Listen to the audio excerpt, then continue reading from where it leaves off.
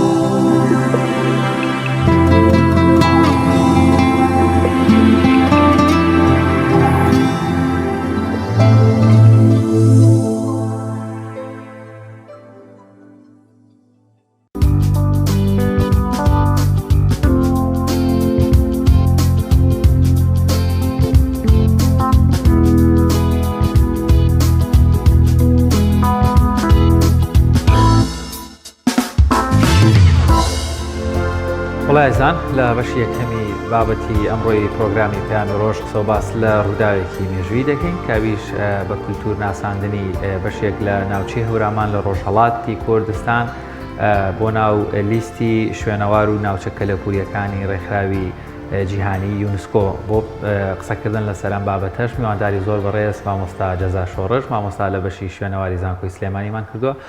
مامۆستا زۆر بەخێر بن. زۆر سپاس دەکەم. بەخێر بێت. دەمەوێت لەوە دەست پێ بکەم کاتێک بۆچی گرنگە ناوچەیەکی شوێنەواری یاخود ناوچەیەکی کللتوری لە لیستی یونسکۆ بێت، واتە گرنگیەکەی لە چیدایە ئەگەر ئەو ناوچە شوێنەواریە لەوێ بێت یاخود لەوێ نەبێت، کاریگەری و گرنگی بۆ شوێنەوارێک لە چیدایە ئەگەر بچێتە لیستی یونسکۆ. بەڵێ سەرەتا بەناوی خوای گەورە و میهرەبان دەستخۆشکەری ئەم تەوەرەتان لێ یەکەم. زۆر سپاس مامۆستاگەم. و سڵاو ڕێزمەیە بۆ بینەرانی کەناڵە بەڕێزەکەتان. ئەگەر دەرفەت بین من پێم خۆشە جارێ ڕوونکردنەوەی بەم لەسەر ڕێکخراوی یونسکۆ، چکە هەمومان دەڵێن یونسکۆ بەڵام زۆری نەمان نازانین یونسکۆ چییە، کەی دامەزراوە، بۆ چیش دامەزراوە. ڕێکخراوی یونسکۆ ڕێکخراوێکی جیهانی سەر بە نەتەوە یەکگرتووەکانە.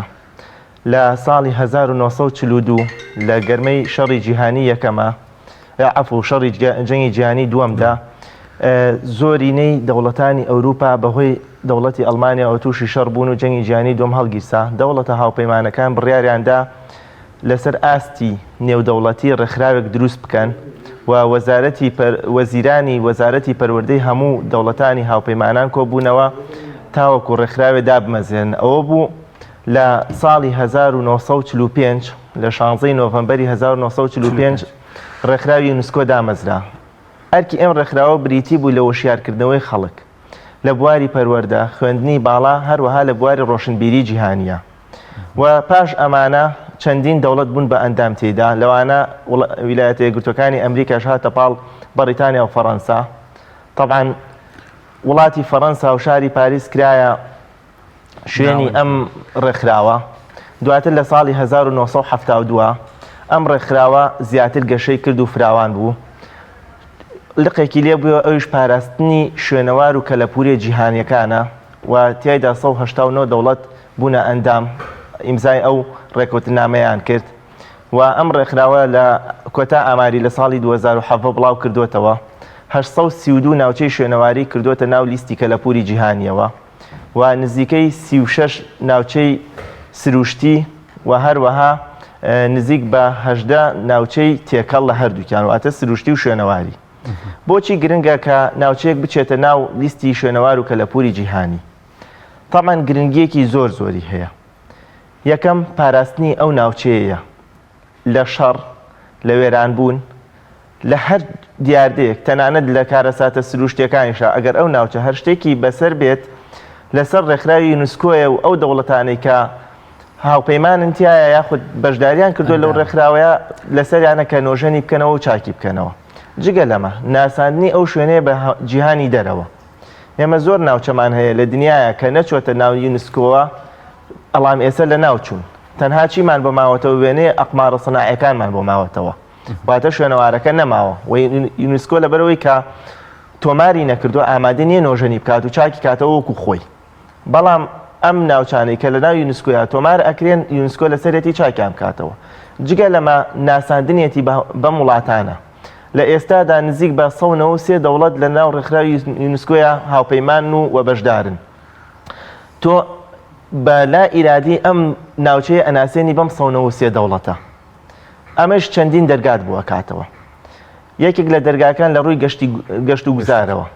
خەڵکێکی زۆر لەم دەوڵەتانەوە کە ئەیخوێنێتەوە ئەمە لە ڕێکخراوی پاراستنی شوێنەوار و کەلەپوری جیهانی یونسکۆیە باسەردانێکی بکەین بچین بۆ ئەم ناوچەیە. ئەمە لە ڕووی گەشت و گوزار و ئابووری و سوودی بۆ ناوچەکە ئەبێ. لە ڕووی بەحس و لێکۆڵینەوەکانەوە دەرگایەکی تر بۆ ئەم ناوچە ئەکاتەوە. لە ڕووی پاراستنی سروشتەکەەوە هەموو ئەمانە گرنگی زۆریان هەیە بۆ ناوچەکە. زۆر باشە مامۆستا، باز لەوە بکەین ئەگەر ئەو هۆکارانە چی بوون کەوای کرد لە زۆری ناوچەکانی ئێراندا کە دەزانی زۆر ناوچی شوێنەوارتر هەیە، کولتوری تر هەیە، بۆ ناوچەی هەورامانیان هەڵبژارد. هۆکارەکان چی بوون؟ بەڵێ، لە گرنگترین ئەو هۆکارانەی کە ناوچەی هەورامان هەڵبژێرا، یەکەمیان ئەو کللتوری بیناسازیە کە بۆ ماوەی نزیکەی خەڵکی ناوچەکە ئەڵێن 100 ساڵ بگرە هەزاران ساڵە ئەم شێوازی و کللتوری بیناسازی لەم ناوچەیە هەیە و نەگۆڕاوە، بە بەردەوامی هەر ئەم شێوە بیناسازیە بووە. دووەم سروشتی جوانی ناوچەکە کە دیسان من ئەیگەڕێنمەوە بۆ خەڵکی ناوچەکە کە بە هیچ جۆرێک سروشتەکەی خۆیانیان تێک نەداوە. ئەو سروشتە طەبیعیە سروشتی لەو ناوچەیە هەبووە هەر بەردەوام بووە تاوەکو ئێستا خەڵکی ناوچەکە دەستیان پێوە گرتو و نایانێڵاوە لە ناو بچێ. یەکێکی تر لە هۆکارەکان ئەو پیشە و دەستڕەنگینەی هەورامەکانە کە لەو ناوچەیە تاوەکو ئێستا گرنگیان داوە بە پیشەکانی خۆیان. لەوانە پیشەی جۆڵاییمان هەیە کە لە زۆر ناوچەی تر لە ناوچووە، کلاشچینینمان هەیە و هەروەها مەسەلەی ئاسنگەریمان هەیە. جگە لەمە مەسەلەیەکی ترمانەیە کە ئێستا ئەم پیشەیە هەر لە ناوچووە کۆپان دروستکردن. بەڕاستی ئەمانە ئەم پیشانە وەزائیدن سروشتی ناوچەکە و شێوازی بیناسازی ناوچەکە هەموو ئەمانە وەزائیدن کۆمەڵێک داب و نەریتی هەورامەکان خۆیان هەیە کە تاوەکو ئێستا پەیوەستن پێوەی لەوانە یادکردنەوەی پیشالیار کە ساڵانە لە مانگی دووە ئەنجام ئەدرێ. هەموو ئەمانە وای کرد لە نوێنەرەکەی یونسکۆ لە ناو شوێنەوارەکانە ئەم ناوچەیە هەڵبژێرێت. زۆر باشە. کەواتە مامۆستا جەزا با بڵێن ئەو پێوەرانی کە یونسکۆ داینابوو لە ناوچەیەک لە هەورامان بەشێکی کراوە بۆی بتوانێت داغڵ بێت. ئەم داغڵبوونەی ناوچەی هەورامان یان ئەو بەشەی چەندێک باشە بۆی یانی چی ئیسفادەیەک لەمە دەکات ئێستا ئەم تۆمارکردنەی دەبێتە مایەی چی بۆ ئەو ناوچەیە؟ بەڵێ، وەک پێشتریش باسم کرد لە ڕووی گەشت و گوزاریەوە سوودێکی ئابووریە گەێنێ بە ناوچەکە. لە ڕووی ئەوەی کە ئەم ناوچەیە تووشی ڕووخان یا فەوتان یا شتێک لەم بابەتانە بێت یونسکۆ لەسەرێتی نوێی بکاتەوە. واتە لەسەرێتی بە هەمان شێوە دروستی بکاتەوە. ئەمە دوو لە شتە گرنگەکان جگە لەمانەیش پاراستنی ئەو کللتورەیە کە لەو ناوچەیە هەیە. واتە ماوەسەزا دەمەوە بڵێم یان ئێستا لەو ناوچەیە کە دیاری کراوە لە لیستی یونسکۆیایە گۆڕانکاری لە ڕووکاری دەرەوەی بیناسازیەکان لە جادۆبانەکان ئەگەر خاوەنی خانوەکە خۆی لەوێ بیکە هەموو ئێستا بڵین شتێکی ئەوە نییە لە خۆتەوە بتوانانی بیکەوە تەبێت لەژێر چاودێری یونسکۆ بێت یان یونسکۆ ڕاستە خۆ چاودێری و شوێنە دەکات. بەڵێ لەژێر چاودێری یونسکۆیە ئەبێ کاتێک کە تۆ ئەتەوێ خانوەکەت نۆژەن بکەیتەوە هەر پێشی ئەوەی کە یونسکۆش بیکات دەوڵەتی ئێرانی وای کردووە لە خەڵکەکە کاتێک کە تۆ ئەتەوێ خانوویەک نۆژەن بکەیتەوە ئەڵێ بە هەمان شێوە کۆنەکەی ئەبێ نۆژەنی بکەیتەوە بۆ ئەوەی کللتورە جوانەکەی ئەم ناوچەیە لە ناو نەچێت دوور بێ لە ناوچوون. بۆیە ئێستا کە چۆتە ناوی یونسکۆشەوە دووبارە ئێستا نەک دەوڵەتی ئێرانی بەڵکو هەموو دەوڵەتانەی کە لە ناوی یونسکۆیان چاودێری دۆخەکە ئەکەن و ناهێڵن بەرەو لە ناوچوون و بەرەو تێکدان ببرێت. زۆر باش مامۆستا لەم جۆرە جیهانیکردنی ناوچانەدا بە کولتورکردنی جیانەدا حکوومەتی ئەو ناوچەیە تا چەند ڕۆڵی دەبێت لەوەی کە بە کولتور هێشتنەوە و بە ناساندنی جیهانی بکات. بەڵێ خۆی ئەم مەسەلەیە دوو لایەنە. لایەنە سەرەکیەکەی خەڵکەکەیە تا چەند دەست ئەگرێ بەو کللتورەی کە هەیەی تێکی نادا نایشێوێنێت. لایەنی دووەم حکوومەتە چونکە ئەگەر خەڵک پابند نەبێ بە شتەکانەوە حکوومەت جارێ دوانسیان ئاگادار دەکاتەوە. بەڵام لەوێ خۆشبەختانە حکوومەتی ئێرانی لە زۆربەی ناوچە کوردیەکانە مەسلەی جلوبەرک مەسلەی شێوازی بیناسازی مەسلەی کولتورەکان زۆر گرنگی پێداوە. ڕاستە ئێمە تا ڕادەیەک ئەتوانم بڵێم تەعاملێکی تۆزەی دوژمنایەتیمان هەیە لەگەڵ ئێرانە بەڵام خۆشبەختانە ئەو زۆر کللتورەکەی ئێمەی پاراستووە بە تایبەتی کللتوری ناوچەی هەورامان کە کاتێک خانوویەک تێک ئەدرێ ئەڵێ بە هەمان شێوەی کۆن ئەبێ بنیاد بنێرێتەوە. کاتێک کە تۆ ئەچی بۆ دەوامکردن ئەڵە جلی کوردی لە بەرکە کە بەداخەوە ئەمە لە کوردستانی باشوور کە ئێمە دەوڵەتی کوردیشمان هەیە پابند نین پێوەی.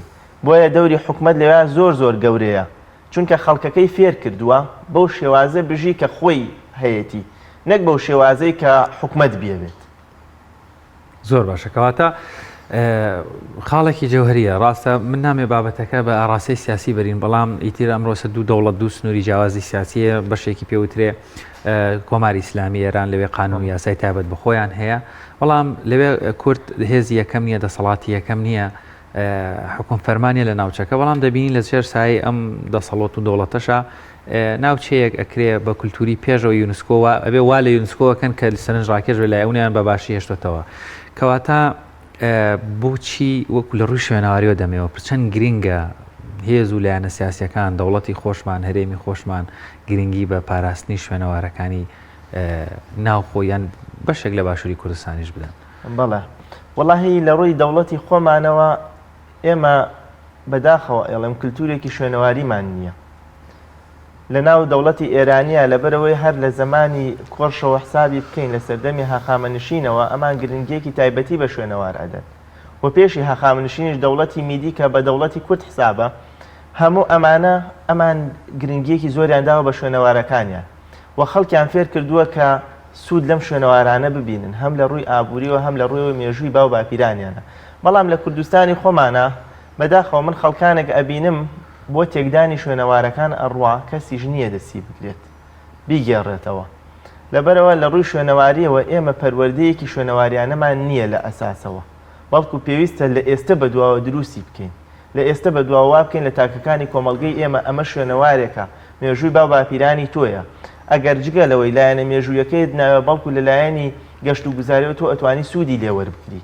بۆیە پێویستە حکوومەتی هەرێمی کوردستان تاکەکان وشیار بکاتەوە ئەمیش بە دانانی بەرنامەجێک لە بواری پەروەردەیە هەر لە سەرەتایی و بەرنمەیەکیان بۆ دانە فێری بکە کە سوود لەم شوێنەوارە ئەبیندرێت ئەگەر لایەنە مێژوویەکەیشی نەبێ لە لایەنی مادیەوە سوود بە وڵاتەکەی ئێمە ئەگەیەندێ و هەروەها لایەنێکی تریشان نۆژەنکردنەوەی شوێنەوارەکانە بە کەلەپورکردنی شوێنەوارەکانە یاخود تۆمارکردنی شوێنەوارەکانە لە ناو لیستێکە لە مۆزەخانەی سلێمانی بە یاخود لە ناوەندێکی شوێنەواری بێ بۆ ئەوەی کەس دەستکاری نەکا کەستێکی نەدا وە سوود لێبینینیان بۆ لایەنی گەشت و گوزاری ئەمەیان پێویستی بە پاڵپشتی حکوومەت هەیە حکوومەت پێویستە بودجەیەک تەرخان بکە بۆ کڕینەوەی هەندێک لە ناوچە شوێنەوارەکان کە ئێستا بەدەست خەڵکەوەی هەندێک لە خانۆکە لە پورەکان کە ئێستا لە دەستی خەڵکایە بەداخەوە ڕۆژانە ئێمە ئەیان بینین تێک ئەدرێن بۆیە حکومت ئەبێ لەم لایەنەوە هاریکاری خەڵک بکات و شوێنەوارەکان تێک نەیەن.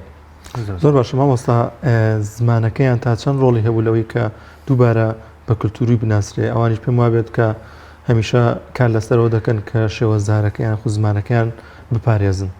بەڵێ خۆی مەسلەی زمان گرنگیەکی زۆری هەیە. دیالێکتی ناوچەکە هەورامیە و ئەمانە زمانەکان بە زیندوو هێشتۆتەوە بۆ ماوەی هەزاران ساڵە نیان هێڵاوە ئەم زمانە بمرێت دەماودەم پشت تا و پشت ئەیگەڕنەوە مناڵەکانیان فێر ئەەکەن. طبعاً یەکێک لەو لایەنانەی کە هەڵبژاردننی شوێنەکەی ناوچەی هەورامانی پێ هەڵبژێنرا مەسلەی زمانەکەیانە. زمانی ئەوان ئەتوانم بڵێم لە ڕووی لە ناوچەکانی تری هەورامان پەتیتر و پاکترە. لەبەرچی لەبەرەوەی ئەوان لە ناوچەیەکی داخراوان تێکڵاوەیەکی کەمتریان هەبووە لەگەڵ ناوچەکانی ترا. ئێستا ئێمە زمانی هەورامیمان هەیە لە بیارە لە تەوێڵە زۆریان فەرقە لە ناوچەکانی تری هەورامان. بۆچی لەبەرەوەی ئێمە تێکەڵاویمان هەیە لەگەڵ ناوچەکانی ناوچە سۆرانیەکانە و هەروەها لەگەڵ عەرەبە چەندین وشەی عەرەبی و چەندین وشەی سۆرانی چۆتە ناو زمانی هەورامیەوە. لەوێش ڕاستە هەندێک وشەی فارسی تێچوە بەڵام بەو ڕێژە زۆرە نییە بۆیە مانەوەی کللتوری زمانیشان هەیە ئەوان. زۆر باش ینی زمانی هێشتنەوەی زمانەکەش لەوێ هەر یەکێکی تر بووە لە پێوەرەکان بۆ ناولیستی یونسکۆیانی ڕۆڵێکی باشی هەبووە. خۆی ئەگەر بەڕاستی بینە سەر ئەوەی یونسکۆ گرنگی بە دووشت ئەیە. یەکەمیان شێوازی شوێنەواری و بیناسازی ناوچەکە ئایا بۆ ماوەی چەندێکە و چۆن ماوەتەوە لەگەڵ کللتوری کارکردن و شێوازی ژیانی خەڵکەکە. حتا من بینیم لە یەکێک لەو هۆکارانەی کە یونسکۆ ناوچەی هەورامانی هەڵبژاردووە ئەڵێ ئێمە پێمان سێرە کە ئەم خەڵکە لەسەر بەرد درەختی ناشتووە.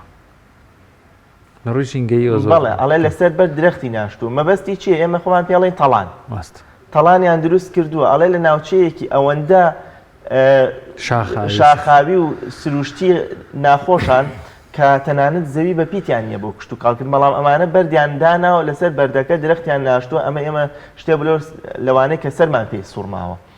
ئەمە لایەن یەکەم. دووەم لایەنی سروشتیەکەی. سروشتی هەورامان سروشتێکی زۆر پاکی هەیە و دەستکاری نەکراوە. ئەم دوو لایەنەیە گرنگیەکی زۆری هەبوو بۆ هەڵبژاردننی و لایەنی سێهەم مەسلەی زمانەکەیە. یعنی ئەم دوو لایەنەیان لە پێشترە لە زمانەکە چونکە هەموو ناوچە و هەموو گەلێک زمانی تایبەت بەخۆی هەیە.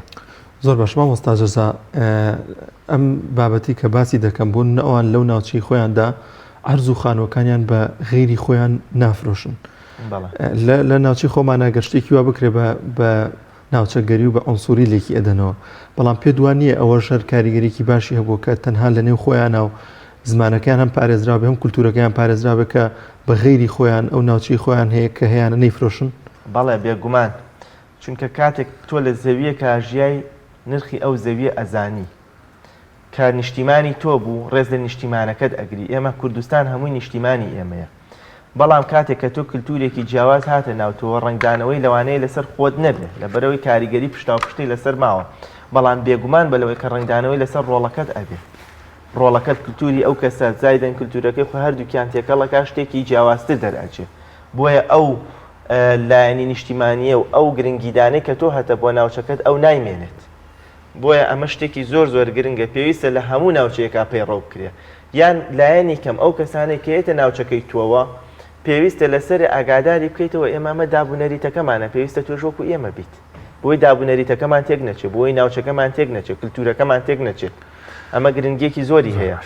ماوەستا جەزا وەکو شوێنەوارناسێک بە کەمێکیش باز لە باشووری کوردستان بکەین بەڕێستان لێرە لە بواری شوێنەوار ئیش دەکەن.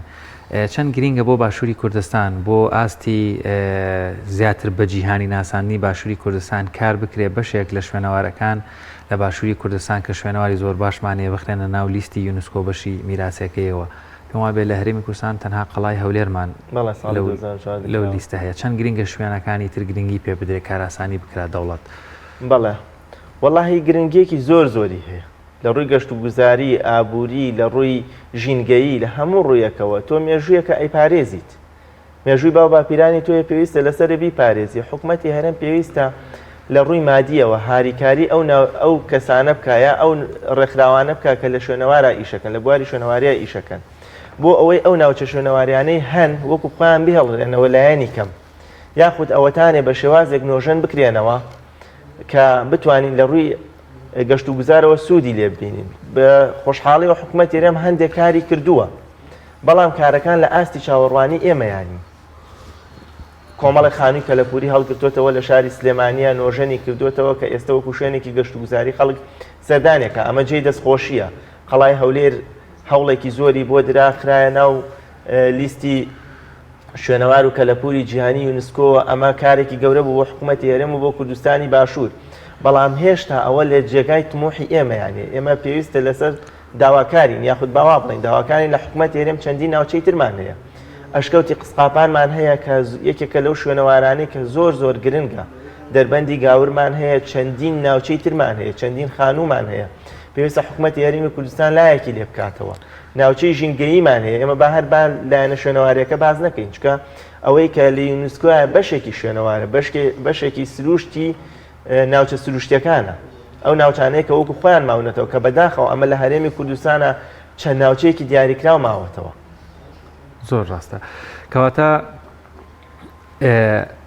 لە کۆتاییە ئەمە ئەرکی دەوڵەتە بەڵام لێرەشەوە پەیامت بۆ هاوڵاتیان بۆ هاوکارانت بۆ شوێنەوارناسانی هاوڕێ هاوکارت چی بکەین ئێمەش بتوانین وا بکەین هەم حکوومەت تۆزێک زیاتر بێتە بەدەمەوە هەم وەشارێکی زیاتریش ڵاو بێتەوە بە دەرلەوەی حکومەتێکا وەکو تاکە شوێنەواریەکان یاخۆ بۆ پەیامت ڕاستەوخۆ بۆ هاوڵاتیان بەڵێ وەڵاهی من دوو پەیامم هەیە پەیامی یەکەم بۆ هاوڵاتیانە داواکارم هاوڵاتی کورتاکی کوردەوە نە هۆشیار و ڕۆشنبیر بێت کە ئەو شوێنەوارەی کە هەیە لە هەر ناوچەیە کاتێکی نەیە بە مڵکی خۆی بزانێ بە مڵکی باو باپیرانی خۆی بزانێ پەیامی دووەمیشم بۆ حکومەتی هەرێمی کوردستان ئەوەیە کە یاساکان تۆزێت توندکە بۆ ئەو کەسانەی کە دەستکاری شوێنەوارەکانەکەن تێکی ئەدەن و هەروەها بەرنامەجێکیشدانێ لە پەروەردەوە لە قۆناغی سەرەتاییەوە ئێمە تاکەکانمان فێر بکەین کە چۆن ڕۆشنبیری شوێنەواری هەبێت چونکە بەڕاستی بەداخەوە ئێڵێم ڕۆشنبیری شوێنەواری لە کوردستانی باشوورا زۆر کەمە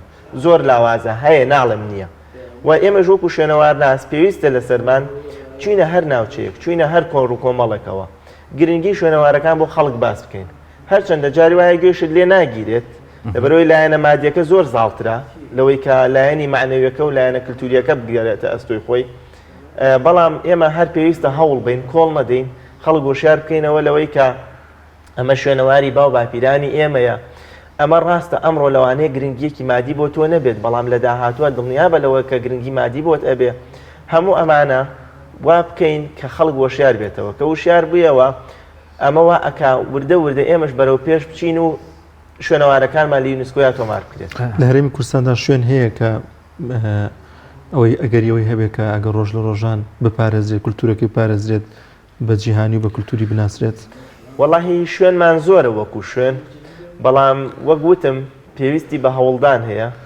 ماسەجان ناوچەیەکی وەکو شێخانیانی تەسەورەکەم لە هەر وڵاتێکی تر وایە زۆر گرنگی پێدرا ناوچەی شێخانمان هەیە پەرستگای لالیش بە تایبەتی جگەلەوە لە شنگارە چەندین شوێنی یەزیدیەکانمان هەیە پەرستگای یەزیدیەکانمان هەیە و هەروەها کۆمەڵە ئەشکەوتمان هەیە لەوانە ئەشکەوتی شانەدەر کە من بەڕاستی بەلامەوە سەیرە تاوەکو ئێستا حکومەتی هەرێمی کوردستان کاری لەسەر نەکردو هەرچەندە هەندێ پرۆژەی بۆ ڕاگەیاند هەرچەندە پرۆژەکان شوێنەواری نەبوون بەداخەوە تۆزە سروشتی ناوچەکەی تێکدا بەڵام بە هەر حاڵەمە دەستخۆشکەریان لێکەین و داواکاریشم لە حکومەتی هێرێم و ئەشکەوتی شانەدەر ئێسکە پەیکەری مرۆڤی نیاندەرتاڵی تا دۆزراوەتەوەش پێویستە وەکو شوێنەوارێکی جیهانی بچێتە ناو لیستی تۆمارەکانی یونسکۆ بۆ شوێنەوار و کەلەپوری جیهانی و ئەشکەوتی هەزار مێردمان هەیە ئەشکەوتی قسقاپانمان هەیە چەندین ناوچەی گرنگی ترمان هەیە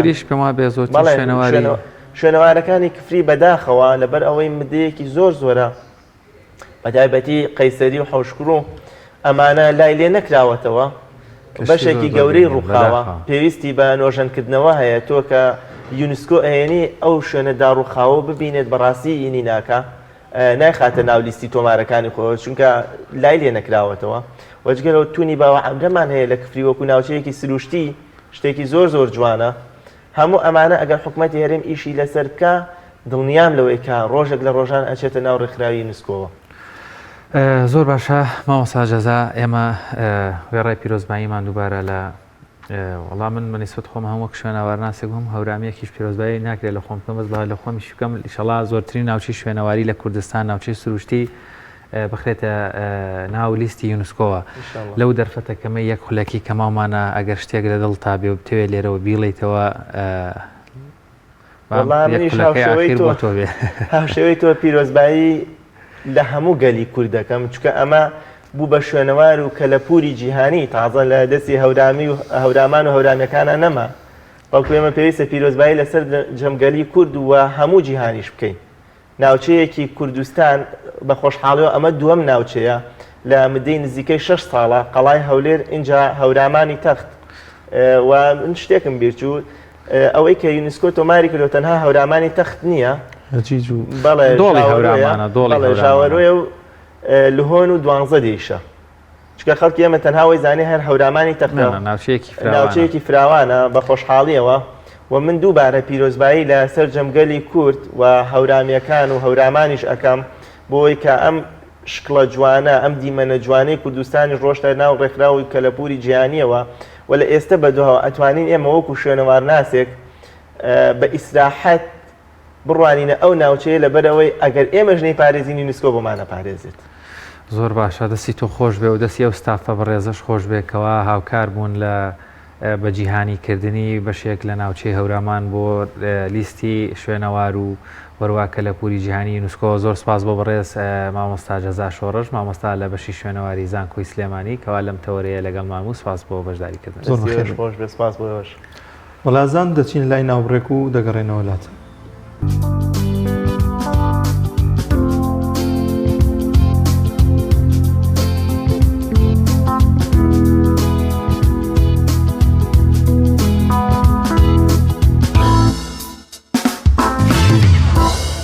دووبارە سڵاوتان لێبێ ئازیزان دیارە ئەمساڵ بۆی کەمی بارانبارینەوە بەشێکی زۆر لە کانیا و کانی و کارێز و بیرەکان وشکیان کرد ئەمەش گرفت هیچ بۆ هاوڵاتیان و هاونیشتیمانیان دروست کرد بۆ ئاژەڵەکانیش گرفت دروست بوو بەم شێوەیە بەشێک لە هاوڵاتیان لێرە و لەوێ لە ناوچەی لێوەی قەراق شارەکان لە گوند و ناوچۆچیاکان خۆیان خواردن وەروەها ئاویان دەبێت بۆ ئەو ئاژەڵە بێلانانەواتە ئەو ئاژەڵانەی لە سروشتا دەژین و کۆمەڵێکیش لەو ئاژەڵانە وەکو سەگ و پشیلەکە لە نزیک شارەکان و سنتەری شارەکان دەژین ئەمانش گرفتیانە بوو. هاوکارمان ڕامیار راپۆرتێکی بۆ ئامادەکردوین لەگەڵ گروپێک کەوا خواردن و ئاو بۆ ئاژەڵە بێلانەکان دەبن ئێمەش بینەری دەبین. گروپێکیان پێکهێناوە و خۆراک بۆ ئاژەڵە بێلانانە دەدەن کە هیچ خواردنێکیان دەست ناکەوێت. ئەو چەند کەسە ماوەی زیاتر لە 5 مانگە بە شێوەی خۆبەخش خۆراک بۆ ئاژەڵانی بێلانە دادەنێن و ئەو خۆراک و پێداویستیانەشی دابینی دەکەن لەسەر گیرفانی خۆیان و ئەرکی خۆیانە. هاتوونێتە دەرەوەی سنتەری شاری سلێمانی ئێرە ینی لە پشتی منەوە گروپێکی ینی خۆبەخشی خێرخوازی هەیە نزیکەی 6 مانگە گروپە دامەزراون کاریان دانانی خواردن و ئاوە بۆ ئاژەڵانی ینی بەڕەڵاو ئەو ئاژەڵانەی کە لە دەرەوەی شاری سلێمانین و بە تایبەتی لەم ساڵکە پێویستێکی زۆریان بە ئاو خواردن هەیە بەهۆی بەرزبوونەی پلەکانی گەرما هەروەها وشکە ساڵی. ئێستا ئەوەی کە لە پشتمۆ دەیبینن ئەو ڕێکخراوە کۆمەڵێک خواردن و ئاوی هێناوە لێرە دایدەنێن.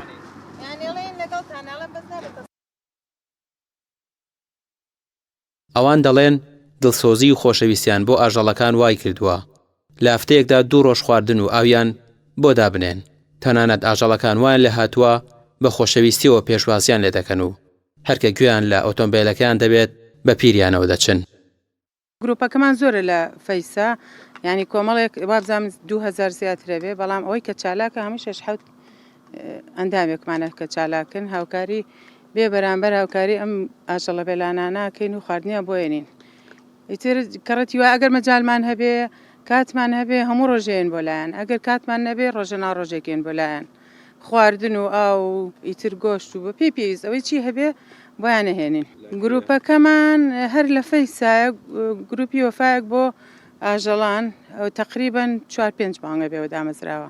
ئەوانەی کە بێلانن لە دەرەوەی شاری شەمانە ئەڕۆین جاری وایە پێمان دەڵێن لە پێنجوێنەیان لە دەربەنی خانەیە لە چەمچەماڵەیە لە شوێنێکە کە نەخۆشن یان کەس نیە خواردنیان باتێ ئەچین بە هەنایەنەوە ئەیانهێنین هەتاوەکو ئێستا چەند جارێک سەگ هەبووە قاچی شکاوە بردومان عملیاتمان بۆ کردووە قاچیمان بڕیوەتەوە ئەوانەی نەخۆشە ئەیان بین بۆ فێنتەرنەرەکان لەوێ لە ئۆکس بە تایبەتی هاوکاریمانەکەن بێ بەرامبەر عیلاجیانێنێ پێداویستی ئیتر جا زۆربەی کات ئەم کە فەسڵە گەنەیان تێن دەرمانی تایبەتیمان هەیە هەموو کارڕێتەکەیان فەحسیانەکەن سیریانەکەن ئەگەر گەنەیان هەبێ و دەرمانیان لێن دایم پێمانە دەرمانێکمان پێ بۆ برینار جاریوا شەڕەکەن قەپاڵە یەکترێ گرن برینارە بن ئیتر دەرمانێکی تایبەتی خۆی هەیە ئەوانە تیماریانەکەین ئیتر بە پێویستی خۆشمان لە تو ئەوەی کە لە توانای خۆمانەیە بۆیانەکەین تاوەکو ئێستا هیچ کەس یعنی هیچ نە حکوومەت نە ڕێکخراوەکان نە بڵێن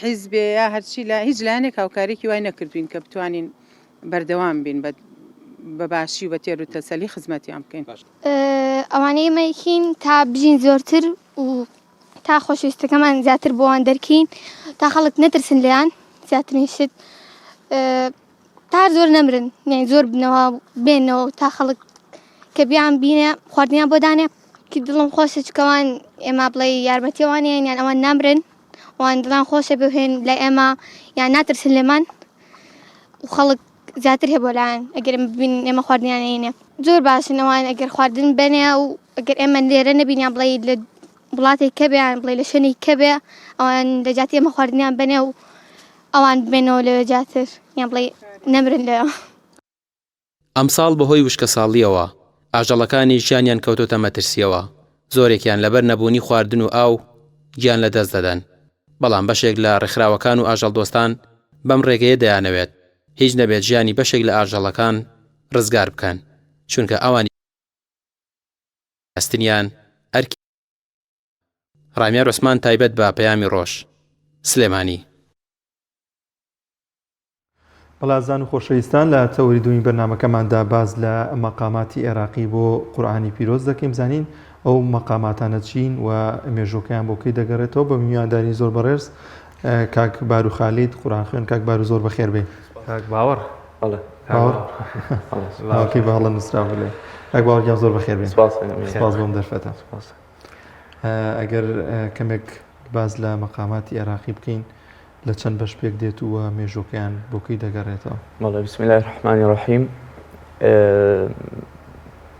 مقامات سەرەتا علمێکە لە علمەکانی سەوت و لە بەشێکی گشتی مقامات دەکرێت بە حەوت جۆری ڕێیسیەوە هەموو علمی مقام لەسەر ئەم حەوت جۆرە مقامە ڕێیسیە کارەکەن مقامە ڕێیسەکانیش لە وشەی سونی عابیسە حەرکۆ کرێتەوانێ هەموو پیتێک مقامێکی تایبەت دەکرێتەوە بۆ نمونە پیتی بە تایبەت مقامی بەیات صاد مقامی سەبا نون مقامی نەهاوەند هەتاوەکو دوایی و ئەم مقاماتانە بەشێکە لە علمی سەوت و بەکارهێنرێ بۆ خوێندنەوەی قورئان و قەساید و ئەو کارانی کە بە سەوت و بە نەغەمەکرێنەوە زۆر باشە کاک باوەڕ باوترین مەقام چیەکە لە عێراقدا لە ئێستادا کاری لەسەر دەکرێت وەگەر کەمێکیشمان بۆ بخوێنیت بەڵێ طبیعی تیلاوە عێراقی تیلاوەیەکە بۆ ناسراوە کە تیلاوەیەکی حەزینە و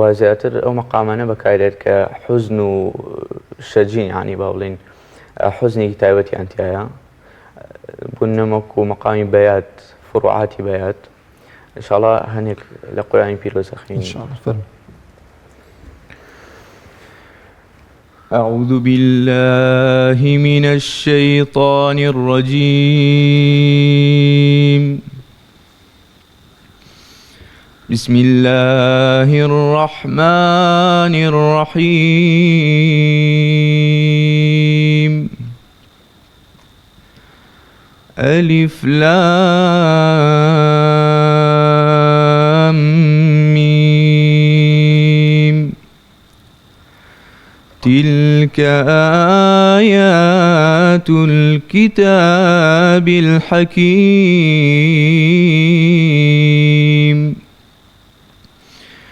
هدى ورحمة للمحسنين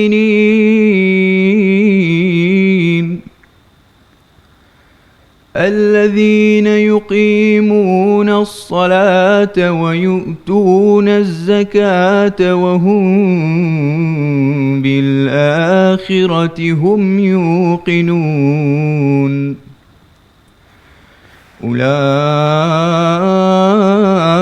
أولئك على هدى من ربهم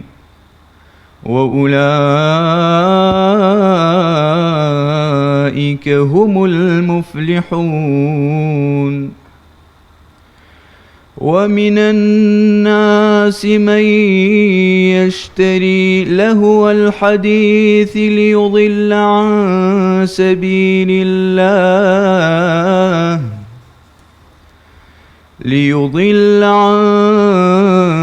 سبيل الله بغير علم ويتخذها هزوا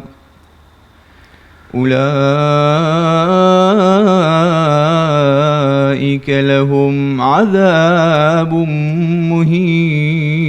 مهين صدق الله العظيم. یا ڕەبی دەنگە خۆش بێ و دەستێ خۆش بێ. ئەمە حەزین بوو وانە؟ زۆر باشە.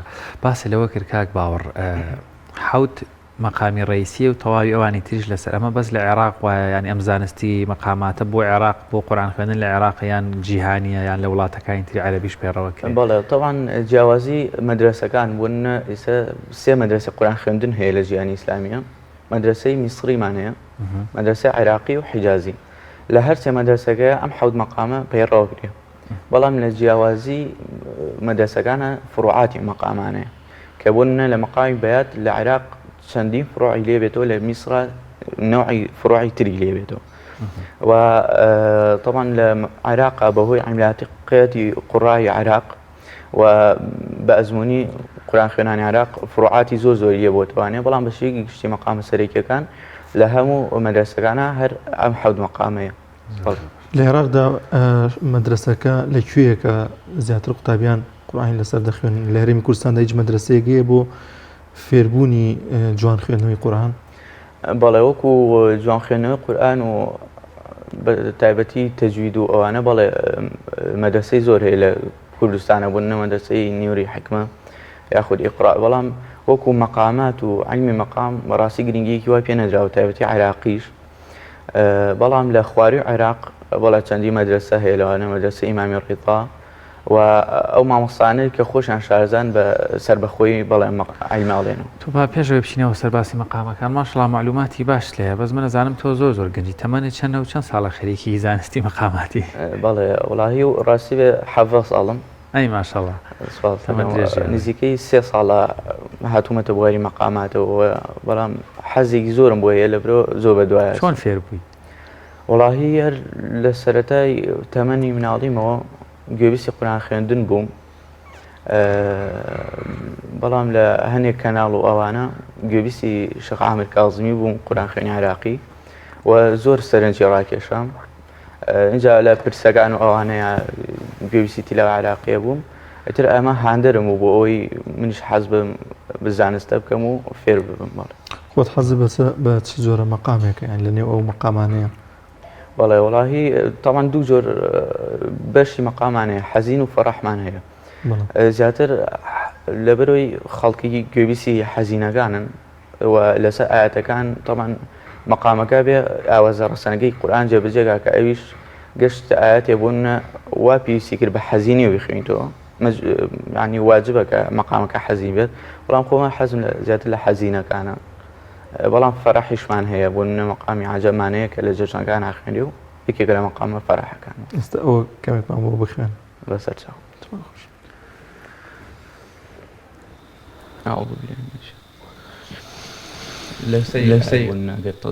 زۆر باش. ربنا اغفر لي ولوالدي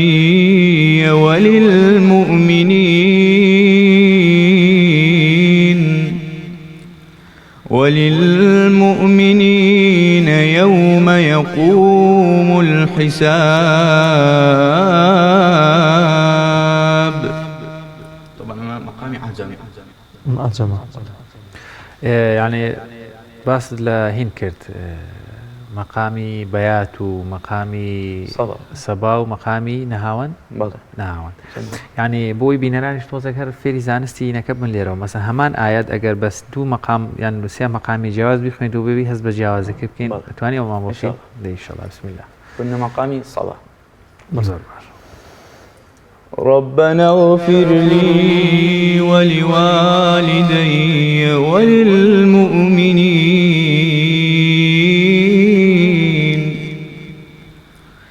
وللمؤمنين يوم يقوم الحساب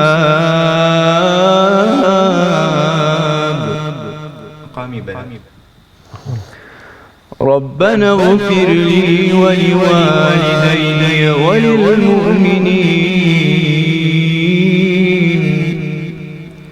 وللمؤمنين يوم يقوم الحساب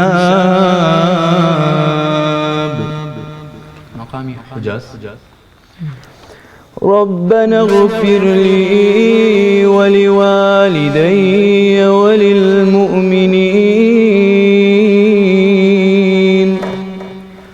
وللمؤمنين يوم يقوم الحساب ئەستەکانە خۆش کاک باوە ڕۆژانە خۆت چۆن کاتەکانت بەسەر قورئان خوێندن و یاخود با بڵێن فێرکردنی قورئان و جوان خوێندنەوە دابەش دەکەیت؟ بەڵێ زۆر ڕاستە خۆی مەقامات و علمی تەجوید بەردەوامی ئەوێت وەڕاستی ئەبێ ڕۆژانە ڕاهێنانی تیا بکەیت جا ڕۆژانە سەعاتێک بۆ 2 سەعات ئەگەر یەکێ بێوێ پێشکەوێ لەم بوارەیە ئەبێ خەریکی قورئان خوێندنەوە بێت و حیفزی قورئان و تەجوید و علمی مقام بۆ مەقامێکی تازە پەیدا بێت بە دوای ئەگەڕیت و توانێت تەطبیقکردنی ئەبێ بە ڕاهێنابێ بەڵێ بۆ زیاتر جوان خوێندنەوە سوود لە چ قورئان خوێنێک وەردەگری؟ جوان خوێنەوە قورئان وەکو تەجوید ئەوانە زیاتر قورئان خوێنە میسرەکان لە تەجویدە عەملاقن لەبەرەوەی یعنی با بڵێن تیلاوەیەکی لەسەر خۆیە ئەوانیش شێخ عەبدولباست و مەنشاوی و حوسەری چەند قورئان خوێنێکی تر بەڵام لە عێراقیشە بۆ بواری مەقامات و ئەوانە قورئان خوێنی زۆر باشمان هەیە کە بۆ فێربوون بۆ نمونە لەوانە شێخ حافظ خەلیل ئیسماعیلمانەیە کە ئیتر کاڵی مەقامی عێراقی یعنی حافظ خەلیل نازناوی بوستانی الأنقامی لێنراوە یعنی هەر مەقامێکە بتەوێ ئەو قورئان خوێنە خوێندوێتی لە دوای ئەوە شێخ وەلید ئیبراهیمان هەیە شێخ عامر کاظمیمان هەیە کە خۆم پەیوەندی پێوەکرا الحەمدولillah چەند مەقامێکی لا خوێند و مستەفا ڕەعد عەزابی چەندی قورئان خوێنی ترێ بۆ فێربوونی بواری مەقامات و جوان خوێنەوەی قورئان بەڵێ وەڵام ئەمە پرسیارێک بکەم چۆن مەقامی عێراقی هەیە و حیجازی هەیە و عەفوەن میسریش هەیە قورئانی پیرۆز لەبەر پیرۆزی ئاەتەکانی و پیرۆزی ئەو پیرۆزیە معنەوی کە هەیەی چۆن ئێساکە مەسەن ئاواز زۆر زۆرە بۆ مەسەن وتنی کۆمەڵێک دێ ڕووهێنراوە قورئان ناکرێت لەو حەو مەقامی تری بۆ زیاد بکرێت یاخود هەر ناگونجێ هەر ئەبێ ینی وەکو فەرزەیەکە واجبێک هەر بێ بۆ حەوت مەقامە بوترێ بەڵێ خۆی ئەم حەوت مەقامە کە هەیە فروعاتی لێ بێتەوانێ یعنی مەقامێک پیا بێ لە بوون لە مەقامی بەیات جیاواز لە مەقامی بەیات بەڵام سەر بەبوو بۆ نمونە چەندین مەقامان هەیە لەوانە مەقامی بێهرزاویمان هەیە تەطویحمان هەیە جبوریمان هەیە بۆ نمونە لە حوجازە مەقامی مەدمی حوێزاوی و یعنی مەقامی لێ بێتەوانێ ئەم لەم حەوتە یعنی هەر ئەم حەوتە نییە مە جیاوازەکانیان خۆی لە چی بینێتەوە لە بەرز و نزمی دەنگەکەی یاخود چۆن نییە جیاوازەکەی بەنەبەراتی سەوتیە بۆ نمونە مەقامێکە بەیەک لەرە یعنی لەرەیەکی سەوتی نەبەراتێکی سەوتی ئەگۆڕێ بۆ مەقامێکی تر و جیاوازی هەنێ جیاوازی هەیە بۆ نمونە سەبا و عەجەممان هەیە سەبا حەزینتری مەقامە عەجەم فەرەحترین مەقامە لەبەرەوەی گوێبیست کە یەکێ گوێبیستی ئەو مەقامانە بێ بە ئاسانی جیاکاتەوە کە جیاوازن لێ کاک باوەڕ ئەمەوێ 2 دقەیە قورئانمان بۆ بخوێنیتەوە یعنی هەم بۆی دڵنیان بینەرانی دەستە پێیان خۆشە خۆشمان دەنگێکی خۆشیە مێوە دەرفەت بزانم زۆر گوێمان لە دەنگی خۆشەکەی تۆ بێ وەروە گوێبیستی ئاەتە پیرۆزەکان بین بەڵام بە پێشوەی بیخوێنیتەوە بۆمان بزانانی بە چ مەقامێکی خوێنیتەوە یان خۆت پێت خۆشە کام مرتاحی لەگەڵی بۆ ئەگەر تەطبیقکردنی مەقامێت لە سێک ئاەت چەندی مەقام نانا هەریەک چەند ئاەتێکمان بە یەک مەقام بۆ بخوێنیتەوە با بینەرانیش تۆزە دڵ دەرونیان ئارام بێتەوە بەس پێشەوەی دەست پێکی پێمان بڵێ ئەمە ئەو مەقامەیە ئەم چەند ئاەتە بۆ مەقامە خوێنەوە طبعا مقامي لفروعاتي بيات مقامي بهرزاوي وعتاب بيات ك بيك واخيرين واني لقى مقامي دشت محمداوي ك يعني وكو سؤال وجواب عن بويت ان شاء الله.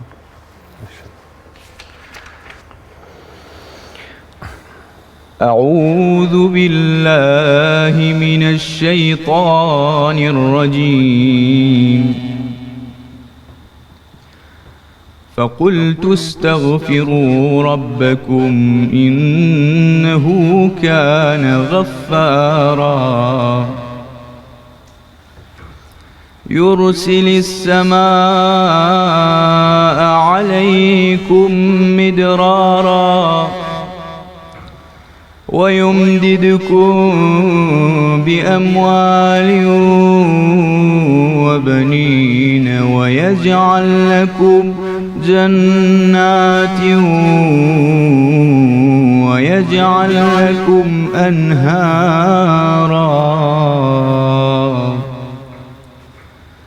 ما لكم لا ترجون لله وقارا وقد خلقكم أطوارا ألم تروا كيف خلق الله 7 سماوات طباقا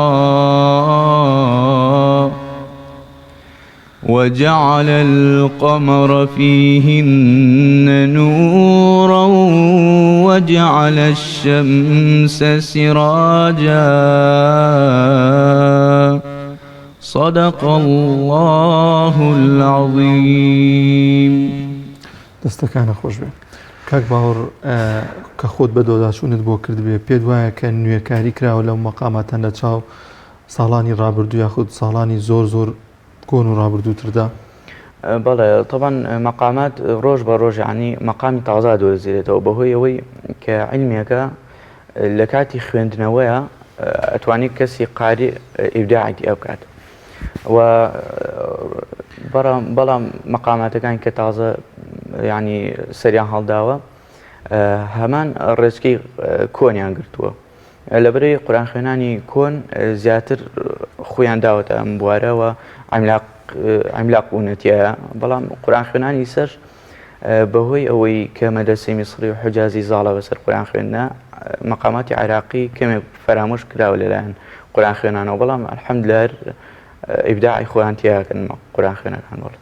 کاک باوەڕ بە دیاریکراوی مێژووی ئەم مەقاماتانە بۆ کەی دەگەڕێتەوە لە عێراقدا؟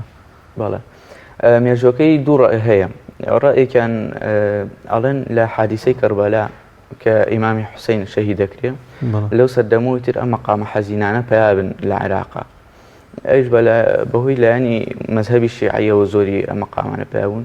ڕێیەکی ترەیە کە جەنگی هۆلاکۆ لە عێراقا بۆ کاولکارێکی زۆر تیاکراوە ئەم دوو ڕێیە کە ئەم مەقامە حەزینانە زیاتر پێیابوونە بەڵام محەممەد کوبنچی هەوە بزانم ناوکێکە غەڵتم نەکردبێت زۆرینەی و مەقامەکان ئەو دایناوە. کاک باوەڕ بەدەر لە زانستی قورئان بانگدانیش هەیە کۆمەڵێک بانگ بە شێوازی جیاوازە درێ بانگ و قورئان چۆن ینی لەگەڵ یەک تێکەڵکراونەوە هەمان ئەو مەقاماتانە ئەکرێت بۆ بانگیش بەکاردە یاخود بەکاردێن یان هیچ فەرق و جیاوازیەکی وەک زانیاری دەبێت؟ بەڵێ بانگی شەر شاعیرێکی ئیسلامە بەڵێ بە هەمان مەقامان ئەو مەقامانی کە تەطبیقەکرێ بانگیشی پێدرێت و بانگدان زیاتر لە قورئان ئەتوانی مەقامی تیا تەطبیقەکەی بەهۆی درێژکردنەوەی و کەلیماتەکانی گونجاون ینی باوڵین. قەت بانگتان داوەیەوە؟ بەڵێ ڕۆڵا لە چەند مزگەوتێک مزگەوتی زێڕنەوەکان بەڵێ سەر خەریکی بانگدان دەنگە خۆشە بۆ بان. وڵاهی ترسم سە بانگێکی سعات چەندەوە سعات 22 دقیقاتی بانگیش نییە قینا دوای تۆزە درەنگی یەکەین بانگەکە بە خەڵک لەسەر شاشە تووشی گرفت نەبن. کاک باوەڕ دڵنیام زۆرێک لە گەنجان یاخود زۆر کەسەیە خولیای ئەوەی وەکو جەنابێت فێری ئەم مەقاماتانە بێت و لە خزمەت قورآنی پیرۆزدا بێت. گرنگە گەنجێکە دەستپێکێتی لە کوێ دەست پێ بکات و چۆن دەست پێ بکات و سەرەتا خۆی فێری چی بکات کە بتوانێت بە جوانی قورآن بخوێنێتەوە. بەڵێ طبعاً جوان خوێنەوە قورآن یەکەم مەرج بۆ خوێنەوەی قورآن علمی تەجوید. بەڕاستی کەسێک بەبێ علمی تەجوید سەرکەوتوو نابێت لە قورآن خوێندنەوە کەواتە بێ پێش هەموو شتێ علمی تەجوید بخوێنێت. ئەگەر نەش خوێنە هەوڵ بێت بە ڕێگەی گوێگرتن فێر ببێت. لە دوای ئەوەش مەقامە بە پلەی دووەم مەقامات دیە بەهۆی ئەوەی کە چەندین حەدیث و چەندین فەرمان هەیە کە فەرمان پێکات کە قورآن خوێندنەوە بە دڵنگی خۆش بێت. بۆ نمونە پێغەمبەری خوا صلی الله عليه وسلم فەرمێ زينوا القرآن بأصواتكم فإن الصوت الحسن يزيد القرآن حسنا. أفرمي قرآن رازاوية إيوش بي رازينا وضان كانتان ياخد أفرمي ليس منا من لم يتغني بالقرآن لا يمني أو كسي تغني بقرآنك. طبعا فێربوونی تەجوید پاشان مەقامات پێویستی کە قورآنە وڵێ بەڵام ئەگە کەسێک بێوێت زیاتر فێری ئەم دوو عیلمە بێت لە لای مامۆستای بخوێنێت باشترەوە لەگەڵشیدا بەردەوامی زۆر بەڵێ طبعا کارگەرێکی باشیە. بەڵێ بەتاکید. کەواتە لە ژێر ڕۆشنایی ئەو فەرمایشتەی ڕسوڵی یەکرەم درودی خوای لەسەر بێ بایمەش مەجلیسەکەمان تۆزێکی تر بڕازەینەوە خۆ هیلاک نابی ڕاستی دەنگێکی خۆش تێز حەزەکەم زۆرتر گوێمان لە ئاوازە جیاوازەکانی بۆ خوێنی قورآنی پیرۆز ئەگەر چەند ئاەتێکی تر شوان ئەگەر عێراقیش نەبێ گەشتێکی کە خۆت حجازیەک خوێنین زۆر چاکە بۆی بزانین جیاوازەکەت چیە لە بینی عێراقیە. خوا باوەڕ ئەەکەم دانیار بە بەرنامەیەم بۆمان معلوم بێ جای تر بێنێ. طبعا حجازی ئەوەیە سەریعترە بۆ پێشنوێژی زیاتر بەکارێت. ینی مەقامەکانیش تایبەتمەندی خۆیان هەیە بۆ ڕەنگە لە مەجلیسێکی شادیە کە زۆرجا قورآنە خوێنرێ ئاوازەکەی مەقامەکەی جیاواز بێ لەوەی لە مەجلیسێکی تەعزیە طبعا لە جەژنە مەقام فەرحەکان بەکارێ بەڵام لە بوون پرسەکاندا هەر مەقامە حەزینەکانە زیاتر بۆن ناگەر مەقامی بەیاتە بە شێوەی پێشنوێژیش. بسم الله. أعوذ بالله من الشيطان الرجيم. تبارك الذي جعل في السماء بروجا وجعل فيها سراجا وقمرا منيرا وهو الذي جعل الليل والنهار خلفة لمن أراد أن يذكر أو أراد شكورا وعباد الرحمن الذين يمشون على الأرض هونا وإذا خاطبهم الجاهلون قالوا سلاما والذين يبيتون لربهم سجدا وقياما والذين يقولون ربنا اصرف عنا عذاب جهنم إن عذابها كان غراما.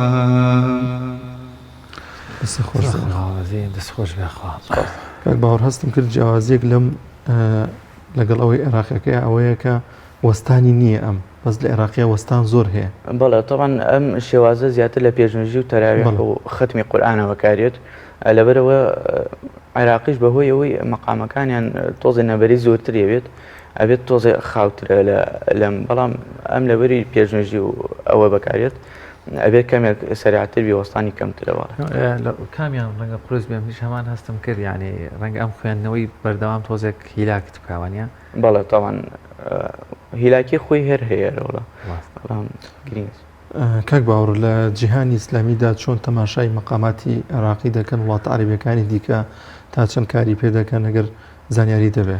بەڵێ طبعاً لە وڵاتی میسر بۆ نوێیەکێک لە وڵاتەکانی گیانی ئیسلامی زۆر بەیاغ بە مەقامات دراوە مەقاماتی طبعاً میسری خۆیان بۆ نمونە مەقاماتی حجازی پێشتر بەهۆی ڕای ئەوەی کە ئایا دروستە یا دروست نییە زۆر گرنگی پێ نادرا بەڵام کە دەرکەوت علمێکی دروستە و بۆ خوێندنی قورئان بەڵێ ئیسە گرنگی پێدرێ لە وڵاتانی خلیجیش مەقاماتی عراقی مەقاماتی عراقی بەهۆی ئەوەی مەقاماتی عراقی وەک تیلاوەکانی ترنیە بەهرەیە لە وڵاتانی تر ناخوێنرێت لە ناوخۆی عراقە گرنگی پێدێ زیاتر بۆ ناخوێنە ناتوانن بیخوێنن یان وڵا هەنێ قسایە کە ئاڵێن لە سنووری عراق یەکێ بچێتە ئەودیۆ لەدایک بێت یعنی با بڵین لەو خەڵکی وڵاتێکترمی ناتوانێت بەم تیلاوەی بخوێنێت ئەوەندە بەهرە و ماهیرێت تەخەسوسی وڵاتی عێراق خۆیەتی.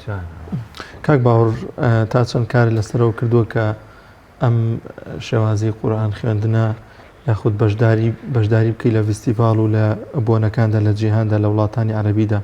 بەڵێ وەڵاهی وەکو مەحافل و مسابقات بەژانی کردووە لە وڵاتانی تر بۆ مەقام لە وڵاتی میسر لوبنان بەڵام لە ناوخۆیە بەهۆیەوەی گرنگیەکی زۆر نادەن خاصەتە گەنجان لە هەموو بوارێکەوە ئەم بوارەشە گرنگی پێ نەدراوە زۆر وەکو مشارەکە لە مەحفەلە ناوڵاج مشارەکەم نەبووە بەڵام مسابقات لە ناوخۆی کوردستان و عێراق و دەرە عێراقیش الحەمدلە بەژانی کردووە لە ڕێگەی ئۆنلاین و ئەی نەتیجەکە چۆن بوو؟ وڵاهی پێشبڕکێکانی سەرەتام تۆزێ باش نەبوو بڵی خۆمنەوە بەڵام چەند پێشبڕکێکی تر کرا لەوانە مەزامیرە ئالی داود لە میسر الحەمدلە چەند قۆناغێکم بڕی و 2 ساڵ بانگێش کرامەوە بۆ مسابقەیە تلوونەه و حەقە تیلاوەتی لە وڵاتی لوبنان. چیتەوێ؟ وڵات بە ڕێگەی ئینتەرنێت وڵێ ڕۆڵە دەرفەت نەبووە چیتەوەیان کاراسانی بۆ نەکرا وڵات پێشبڕکێکە خۆی بە ڕێگەی ئۆنلاین کرا لەبەری وڵاتانی جیهان زۆربەی بەشدار بوون تیا بۆ هەر بە ئەنتەرنێت و ئەوانە بەشداری تایبەت ئەم بارودۆخی کۆڤید 19 سەفەرەکردن گرفت دروستەکە کەواتە بچینەوە سەر مەقاماتی عێراقی وتمان 7 جۆر مەقامات هەیە ئەمێ لەبەریان کەم فرسەتە سەبا و بەیات و ناوەند و ئەی عەجەم و ڕاست حوجاز سەبا ڕاست چی ئەگەر ڕاست تۆزێک ڕاست بۆ نمونە ڕاست مەقامێکە ینی مەقامێکی کە گوێ لێ بێت واستەکەی شتێکی ڕەسمیە ینی لەو ئاەتانە بەکارێت بۆ نەکە وەسفی خەڵقی خوا ئەو دروستکراوانی خوا کات لە قورئانی پیرۆز بۆ ناگەر ئاەتێک پێ بخوێنین ربنا اغفر لي ولوالدي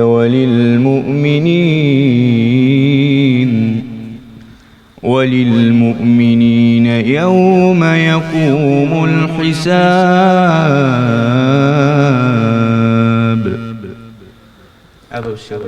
دەست خۆش بە کاک باوەڕ کام مەقامیان پێویستی بەوەیە کە تەبەقەی دەنگ بەرز بکەیت و یاخود زیاتر بەرز بێت ئەم مەقاماتانی کە خوێن پێم وایە بە تەبەقەیەکی نزمی پێویست بیا خۆ دەروات ئەتخوێندەوە وڵی تەبەقەشێکێکە لە عینمەکانی سەوت لەبەری لە سەوتا بەکارێت بەڵام تەبەقەش وەکو دەنگخۆشی بەهرێ بڕاستی هەنێ کەسێ ناتوانێت تەبەقەی زۆر بەرز کاتەوە لە کاتی قورئان خوێندنە بەڵام هەندێک مەقام هەیە بۆ نمونە مەقامی حەمداییمانێ سەتا با بڵێن بە تەبەقەیەکی نزم بە تەبەقەی قەرار دەست پێکەی دوای بێ بچیتە جەواب ئینجا تەواوکرێ بۆ ناو مەقامی شەتڕاویمان هەیە فەرعی سەبایە بە قەرار دەست پێکەیت و ئەچیتە جەواب هەنی مەقام بەڵێ پێویستیان بە تەبەقەی بەرزە ئەگەر نمونەیەک بۆ ما بخوێن سەچ ئینشەڵڵا مەقامی شەتڕاوی فەرعی سەبایە زۆر باش لا يستوي أصحاب النار وأصحاب الجنة أصحاب الجنة هم الفائزون.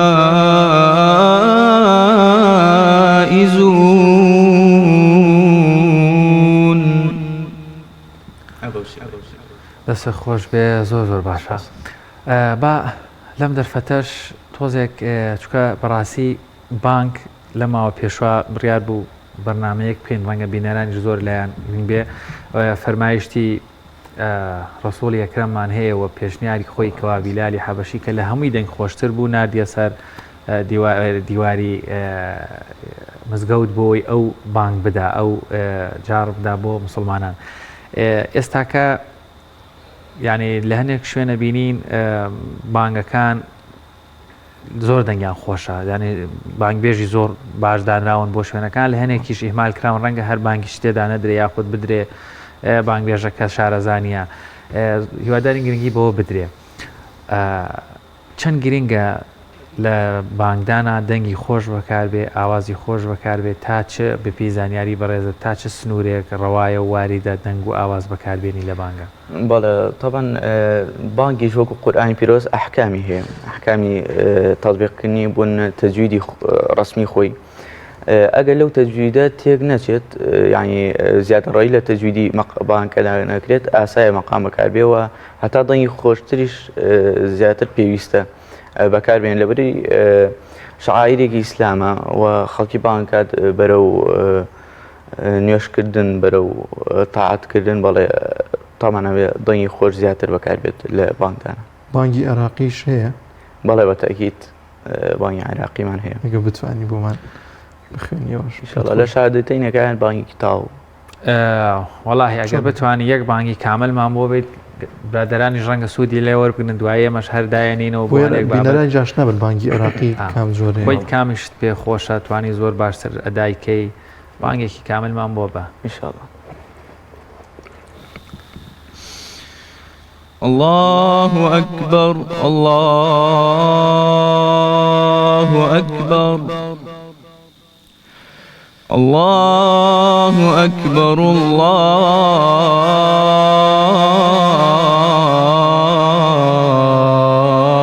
الله أكبر أشهد أن لا إله إلا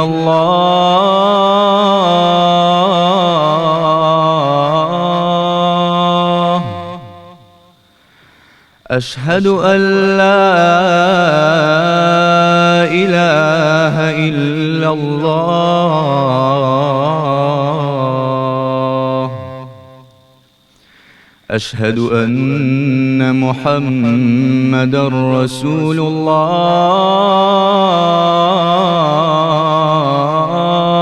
الله أشهد أن محمدًا رسول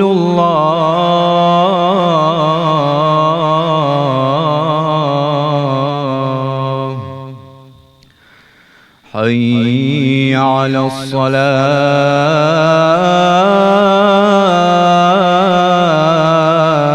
الصلاة حي على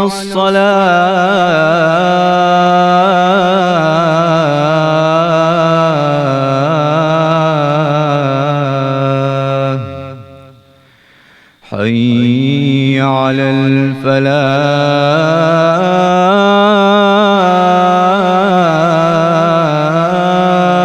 الفلاح حي على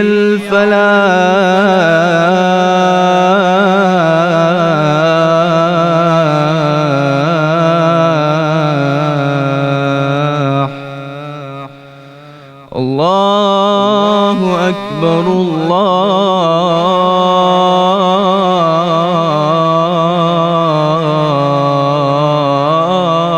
الله أكبر لا إله إلا الله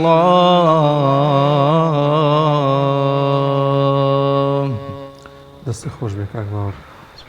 ئەیا ڕەبی خۆی گەورە جەزای خێرە بە تۆ و دەنگ خۆش بێ و هەمیشە ساغ و سەلامەت و تەندروست باش بی. بەڕاستی دەنگی خۆش وا لە مرۆڤەکات ئیتر سنجڕاکێش و جەزا. من خۆم شخصی خۆم ئاوا ڕۆیشتوم بانگێکی خۆشە و هەر ڕۆیشتومە بۆ ئەوەی کەوا بتوانین مەسەن هەل دەنگەکەوا لێکات ئەگە تۆزێک توێ ئیهمالیش لێ و ڕۆژن دیمالێکەشت نامێنێتی بۆ شوێنەکە.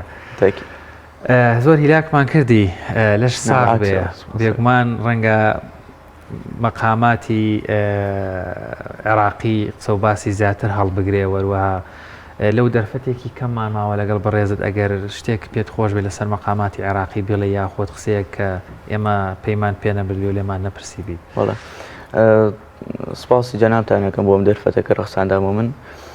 طبعا علمی مەقام ئەگەر کەسێک قسەم بۆ ئەوانەیە کە بیانوێ فێری ئەم عیلمە بن سەرتا پێویستی بە ینی دوو هۆکارەیە ئەگە کەسێ ئەم دوو هۆکارەتیایە ڕاستە حیفە خۆی دوان نەخات لە فێربوونی ئەم عیلمە ئەویش توانای بیستنێکی باشی هەبێت کەسەکە بتوانێت مەقامەکان جیاب بکاتێ لە یەک و خەزنیان بکات لە کاتی گوێگرتن جیان بکاتەوە هەم ئەدایەکی باشی هەبێت نەبەراتێکی سەوتی هەبێت کە بتوانێت ئەم مەقامانەی پێ بخوێنێت دەتوانێت سەرکەوتو بێ لەم بوارەیە و مەقامات بەڕاستی وەکو وتم چەند لە شەرع و لە زانستە شەرعەکانە زۆر هانمانەدات بۆ ئەوەی کە دەنگێکی خۆش قورئان بخوێنەوە ئەو دەنگە خۆشەش بە تەڵخینی مەقاماتە ڕەنگە هەنێک زانای ئاینی بڵێن دروست نییە بەڵام بەشی گشتی بۆ ئەوەی کە گومان لەسەر درستی و نادرستی بێت نەبێت بەشێکی گشتی ئەو بەڵگانی کە ئاڵە دروستە بەڵگەیەکی بەهێز و هیوادارم هەموو کەس ئینشاءالله ئیسفادەی لێ بکەن. زۆر باش باوەڕ خالیس سپاس کە میوانی بەرنامەکەم هەبووی سپاسم دەرفەتت بێمە بەخشی. سپاس بۆ ئێوەش دووبارە لەش ساغ بێ و دەست خۆش بێ و سپاس بۆ بەشداریکردنە. سپاس بۆ ئێوەش دەست بەخێر.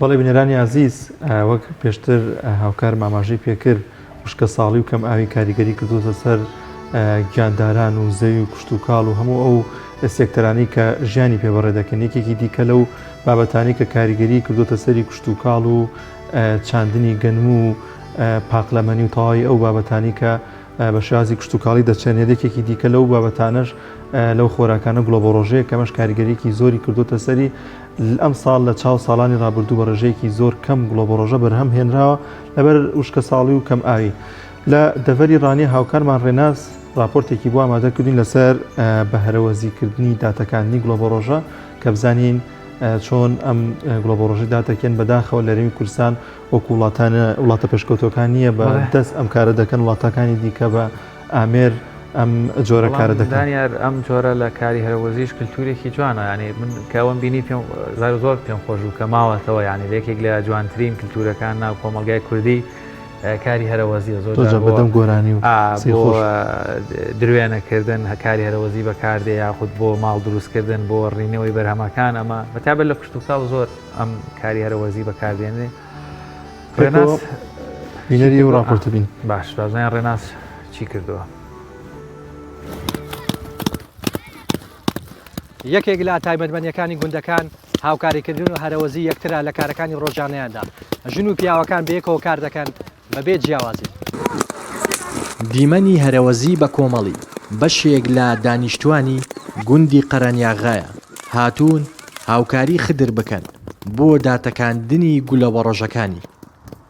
ئەو شۆهرەوەزێ منە بە هەوڵ و هیمەتی ئەو خەزم کە سوکارانە یارمەتی یەکتر دەدەین شەوی ویا ئەوان دەکوتنەوە ئەمە دەچینەوە یارمەتیان هەموو ساڵی لە مانجی سێ ئەو گڵۆڕی دەسێنی مانجی ئەو تۆ هەشت دەست بە لێکردنەوەی دەکەیت جارمەتی یەکتر دەدەین لە باو باپیرانەوە ئیشەوان بۆ ماوەتەوە ئیشی مەربەست گڵۆبڕۆژە و گەرمە لەگە کونجێ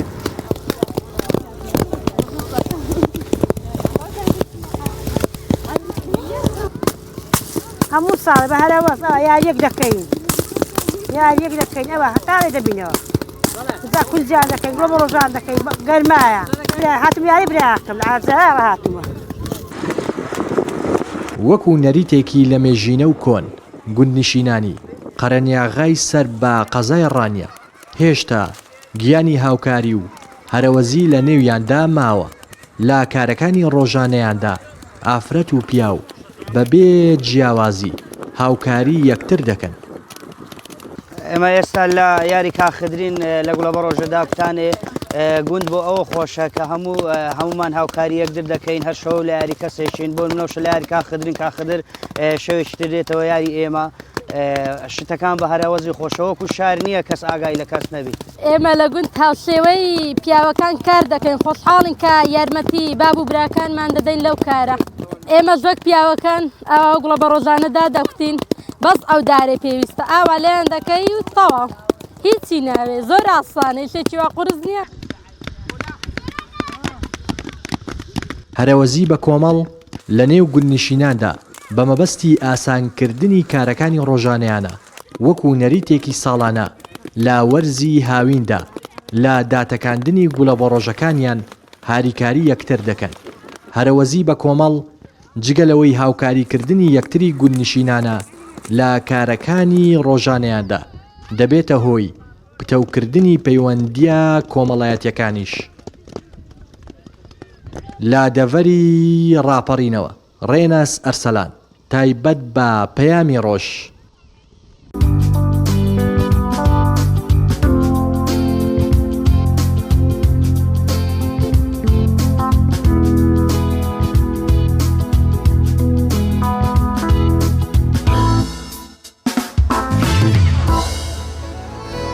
بەڵێزان یاخوا کاری هەرەوەزی لە هەموو لایەک بەردەوام بێ و وەکو ڕێنمایەک ئەمە بۆ ئێوەی بینەرانی عزیز تکایە پێویست بە ترس ناکا بەڵام پێویست بە خۆپارێزیەکە کۆڤید-19 کۆرۆنای نوێ تۆزێک زیادی کردوێتەوە لە هەرێمی کوردستان تکایە خۆتان بپارێزن تەنها لە بەردوو هۆکار یەکەم لەم قۆناغەیە ئەگەر هەموو ماڵێک پۆلێکی 12 تێدا نەبێ بێگومان بنە ماڵەیەک یا گەڕەکەکە چەند پۆلی چەند خوێندکارێکی پۆلی 12 تێدایە لەم کاتەیە سەردانکردن تۆزێک کەم بکەنەوە لە بەرخاتری خوێندکاران قوتابیان و هەروەها لە پاڵیشیا کۆڤید-19 کەمێک بە ڕێژەیەکی زۆر لە شاری سلێمانی و هەولێر و هەڵەبجە و بە شێوەیەکی گشتی لە هەرێمی کوردستان کەمێک لە زیادبوونایە کەمە ژێگەی مەترسی نیە بەڵام جێگەی هەڵوێستە لە سەرکردن و خۆپارێزیێت کایە خۆتان بپارێزن. ساڵی ڕابردوو شاهدی مەرگی بەشێکی زۆر لە ئازیزانمان بووین بە ئەم ساڵ بە هەمان شێوە کەسانێکی زۆر لە دەست نەدەین بتوانن ماسک بەکاربێنن یاخود تێکەڵی و هاتوچۆ سەردان کەمێک کەم بکەنەوە نە زۆر بۆ هیواییکەوە ئەم قۆناغە و ئەم بارودۆخەش تێپەڕ ببێ و وەروەها خەستەخانە و پزیشکەکانیش کار و ئەرکیان کەمێک ئاسانتر بێت. وەڵێ دانیار پێم وابێ هاوکارانم باس لەوە دەکەن کەسێک خەریکی بەخێوکردنی نەعامەیە بێگومان ڕەنگە وڵاتی ئێمە بۆ و جۆرە لە باڵێنە نەعام نازانم ئاژەڵە باڵم دێ وەڵی گیاندا ئەو گیاندارام باڵی هەیە و پیاو لە ڕوونیان لە پەلەوەی شەونە گەورەیە. نەعامە بزانی لە هەرێمی کوردستان چۆن بەخێوە کرێ ینی کەش و هەوای هەرێمی کوردستان بە کەڵکی بەخێوکردنی نەعامەیەت لەگەڵ ئەو بەڕێزە بینەرە بین.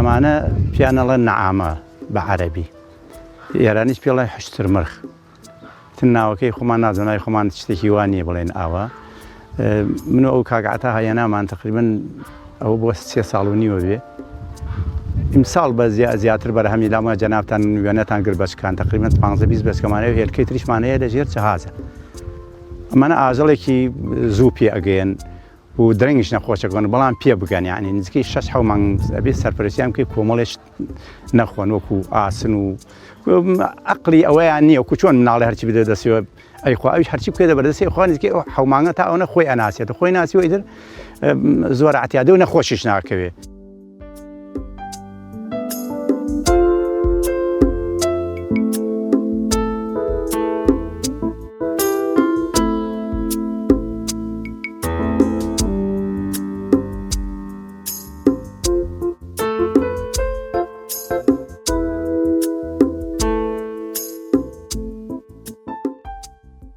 ڕۆیشتە حەومانگ نیارەکانیان ڕەشە بن وەکو شێوەی پۆرمیانەکانی بە خاکی بۆرە بێ ئەو شێوە کە ئەیبین لە ئێستا لێرە ئەمانە زەرەریان نییە بەڕاستی ئەمانە خزم بەڵام ئەگەر نێرەکانیان کە باڵغ بوو گەیە 2 ساڵ 2 ساڵ و نیم تۆزێ غیرەیە کە نا زەلام نارنجی ئێستا من حرەسم بوو لێدا تقریبا سێ پاراسویشکان هاوردم عیادە بۆ کردو و شکریسا باشە هێلکەیشیان نزیکەی کیلۆنیۆکەوێ کیلۆنیۆ دەرەچە کیلۆ 600 غرام دەرەچە هێرکەیەکیان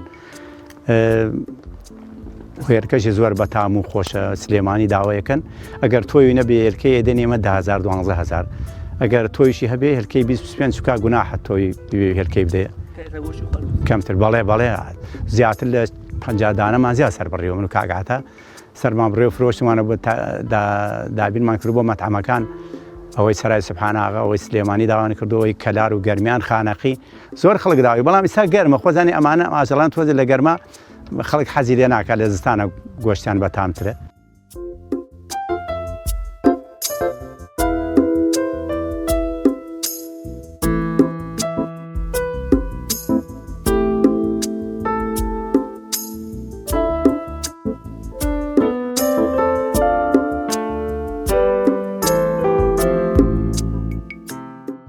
بۆ ئەنتاژیان زۆر باشە ئێستا ئەمانە من ئەمە یەکەم ساڵە هەیە نزیکەی 20 تا 30 هێرکەی کردووە ئەمساڵ ساڵی سێهەم ساڵی دووهەم ئەوە یەکی دوو هێرکە و سێرکەکەن هێرکە ناکەن بۆ ساڵی بەس بووە سێمە وەک حەسە بە قسەی ئەوە کە باسییان کردۆ زیاتریان هەیە ئەڵێ تا زیاتر گەورە بوون زیاتر ئەنتاژیان هەیە یعنی هێرکە زیاترەکان ڕێ تا 6 هەفتە هێرکەکەن ساڵێک ئەمانە شتێکی باشن بەڕاستی لە سنووری خۆمانە کەم بوو ئەمە نامەسە خوشکر خەڵکی تریشێنێمە کاگاتا زۆریان لێسرە بڕێ بەڕاستی لە سەرەتا کیلۆی 16 کریسا کیلۆی 12 و 13,000.